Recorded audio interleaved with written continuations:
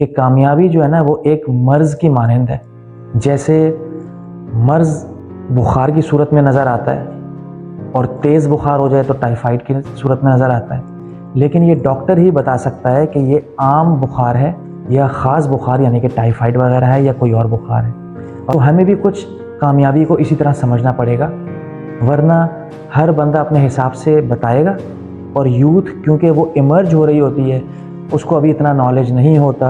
اور ہماری سوسائٹی میں اس کی انٹریکشن اتنے زیادہ انٹلیکچوئل لوگوں سے نہیں بھی ہوتی، تو اس میں کیا کرتے ہیں، اس چیز کا فائدہ اٹھاتے ہیں وہ لوگ جو مفاد کے لیے یوتھ کو استعمال کرنا چاہتے ہیں، یا پھر